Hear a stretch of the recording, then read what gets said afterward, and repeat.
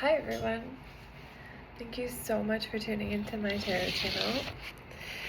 I don't know if this will be on TikTok in a timely manner because something's weird with my phone and I was taking a social media break. If I ever disappear for a few days, it's because I am taking a palate cleanser for my energy, and I might be working through something that's subconscious that needs to be worked through. But I always will return because I'm passionate about being dedicated to this channel. Even though I've been in and out of posting for years now, I now would like to hopefully have the goal of not taking 1 year off. I could take 6 months off maybe, but a year, I feel like I wouldn't want to do that right now. Because I feel like there's some messages, my cognition has increased in the last however long. I'm in a point of expanded cognition in my life right now, actually in my secondary progression chart, having to do with Aquarius in the 11th house and Gemini transits and progressed whatever. I'm not going to get into it. Basically, and also midpoints can tell you that. But anyway, it just said that I'm at a point of time where I'm having a lot of insights, and I want to share those with the collective because really psychic mediumship is based on pattern seeking, and as is shamanism or any seer. Like I'm half Celtic, so I'm, I forget, there's a term for the mystic women Celtic seers, but there is a specific term. But like, what am I trying to say? It doesn't feel good to me to keep these messages inside at a certain point because I know that it will help the collective and it will help people heal. And I'm also an artist, and I see this as a part of my creative process, and I get a reading from it too, selfishly. And I'm hoping to, my goal is to expand the universe, so this is a way for me to do that. So basically what I'm picking up on lately, the patterns, and if you ever want to get good at like math, it's all just patterns. For example, like if you ever, like, a lot of women are told, sorry, I'm just like a side note, like if you wanted to like really with anything, language is like I took some linguistics courses in college that were fascinating. You just have to learn the pattern, or I had a painting teacher who used to say, first you have to learn when I was in graduate school for painting, which I did complete. I've done other graduate programs I didn't complete. Anyway, so I don't know why I mentioned that. I guess I'm mentioning that because I do have a broad knowledge of things. But he would say things, once you have the structure, you can hang whatever you want upon the structure, sort of like a coat rack. So in a painting, it works that way with like the composition, or maybe you choose the lighting to be a certain way that makes us see it a certain way. Whatever structure you choose, you stick with it and you play with it in different ways. And many artists work that way. I'm an artist as well, as well as a mathematician. I have an MBA, which took a lot of accounting classes. Why am I telling you about myself? I think that you are someone who is multi-skilled. You have many skills, and you don't know how to apply them in a way that makes sense. I think that you also, I was going to say, a lot of women are told they're not good at math or science, but then they actually really are, because it is all just same. It's just sequence pattern seeking. And then, a true genius would be really a lover of writing and I mean reading as well, like, novels or any kind of language, written essays, whatever, memoirs, because that's the other side of the brain that's more broad. So I think you maybe have like genius quality, the person that's watching this, that's tuning in, that is not tapped into. Howard Gardner said there's like many kinds of intelligence. And I think that perhaps you've been in environments where that was like feared. You're a genius. I know I certainly have. Where you've been outright told you're a genius, I have. And where it's made other people uncomfortable. I'm thinking about the Salem witch trials. You may also have like psychic ability, because often those go hand in hand, like this. And a lot of those witches from the 1600s, 1640s were psychics and healers and women who were tuned into nature, and women like Hildegard of Bingen, who was a Catholic nun, I believe, mystic, who wrote all these like poems about the universe and did healings, which is very witchy. Very, very witchy. But what are doctors but witches? In the same way, witches and warlocks. I think maybe you've been to the doctor for something lately. I think that maybe with your particular mental skills comes a different level of anxiety that you also must learn to temper. And I feel like there's been people around you that have been trying to run tricks on you, and you see 5 steps ahead and they don't like it. And I feel like there's been people who,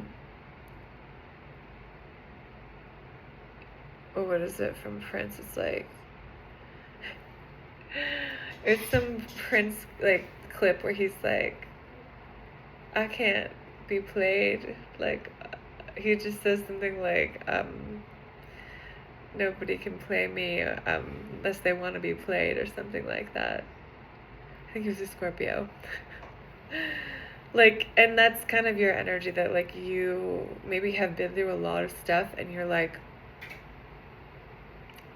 it's like beyond done with bullshit. It's like you can see, I feel like you can like see people's energy, and like they're, believe me, this is a select few of people that are watching this, because I don't have a big YouTube following, and I don't know that I'm going to post this on TikTok. So if you're watching this is meant for you. This mental ability, and maybe also musical ability, I'm seeing, needs to be focused on more. All of these, like, I'm seeing like a cornucopia of like skills, talents, insights need to be gathered and like put into a beautiful bouquet for the world and for yourself. So you may be like someone who has knowledge about like many things, like a what is it? A master of none. I forget the first part of that. Sorry.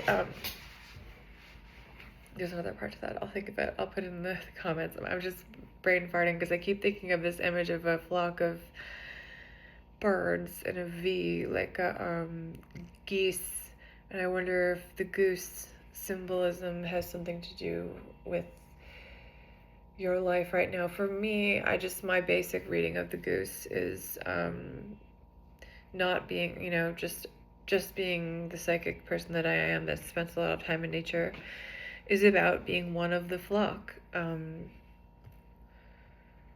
also victory, because it has the letter V.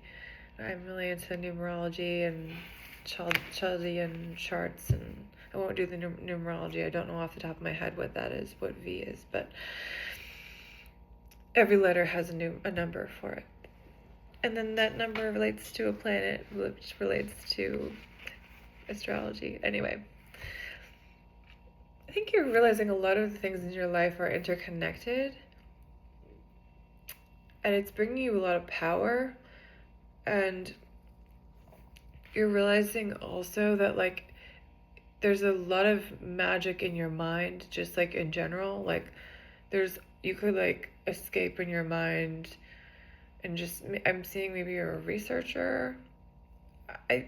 Back to the V though, like, I think that the V is part of being the one of the flock. And I think your victory comes actually out of, it's not that you're not going to be in the flock, but you're not in the right flock right now. You're trying to fly with the wrong flock. So maybe you're going the wrong direction because of others' suggestions. And maybe you need to choose what inner direction is right for you. I'm seeing a lot of the color red, a lot of, Valentine's Day is coming up. Cupid is an interesting figure. I think that Cupid's arrow, it's like such an interesting symbol because an arrow hurts somebody. And I guess when we love, sometimes we bring up people's hurts without meaning to, because we see, and you may be someone who's very tuned in and you see people's pain, which is just like a math pattern.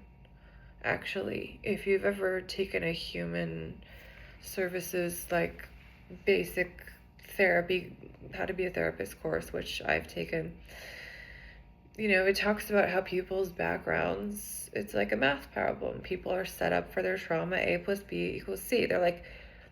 They give you case examples. They're like, this person grew up in this, like, situation. What do you think, like, their experiences, out of those experiences, what do you think they're going to struggle with? And you have to, like, wonder and look through the DSM-V, and sometimes you're wrong. And anyway, it's not like so inhumane that you're like playing these cold guessing games about what people's psyche is. That's not all that school is, or all that the world is, or all that healing is. But patterns make logic, and without logic, we're animals. And actually, animals use the logic of patterns to the best of their abilities. Think of your dog and how it knows when food is coming. Pavlovian, if you know Pavlov's dog, that is an important image for you right now in your life. I'm going to get back to the red and the Cupid's arrow, but Pavlov, the dog, it salivates when it is, when it hears the bell, because it learns that it associates the bell with food over so much time. And so it's about what innate processes do we have to step back and watch. And some of those are good processes, and some of them are bad. Like, if you have maybe negative self-talk that could come with an overactive mind. I know I talked to Teal Swan once, years ago, probably at least 15 years ago, 10 years ago, definitely 12 years ago at least. Anyway, she told me that I had a really overactive mind, and she could see that it was, like, wildly active. But the thing is, like, she said you can work with a mind like that. You just have to know how to, like, play it, I think is what she said. Something like that. Which makes me think again, if, like, you're in a situation where there's a greater sequence of figuring this out that requires stepping back and really withdrawing, because I think that you're picking up on everyone else's. The thing is, okay, back to the Cupid's bow and the red. Cupid's arrow. When you pick up so much on people's energy and you want to help them and you see their pain and you're like, oh, instead of conflict, let's work through this. I want to help you, which is what many healers do. And many people will not want to do that because it goes deeper than they're willing to go, because that would have to make them admit they're flawed, whatever, they have faults. Sorry. I think that you may be in a place where that's happening and then you're left with this residue of like other people's negative toxicity. And the best thing to do is, well, a good thing to do is take a shower, because it literally gets, I mean, not just woo-woo energetically, it also gets like, when we interact with people this close, there's like literally like particles that like go back and forth between us. Like, first of all, electromagnetically, and then also like in the electromagnetic field, but then also like just like bacteria, like for our mouths, or like our like emanating whatever like is emanating from our skin, like dust. Like, we affect each other. So whoever's in there right now, like, get them out. Get them out and get back into your energy and your genius, your power, which right now I'm feeling has to do with recognizing patterns, recognizing maybe even doing some music, songwriting. I don't know if you even have ever written a song, but that could be really fun for you. Yeah, and then greater patterns will come together and the bigger issues of your life. So I don't know if this is helpful to you, but I think that it will be helpful in 6 months from now, actually, after you go through what you're about to go through, which has to do with the changing of Saturn, which will be affecting everyone in a different way. Saturn, in the conjunction of Saturn and Neptune in Aries, I believe. Sorry, I don't want to scare you. Anyway, so good luck with that and have a great day.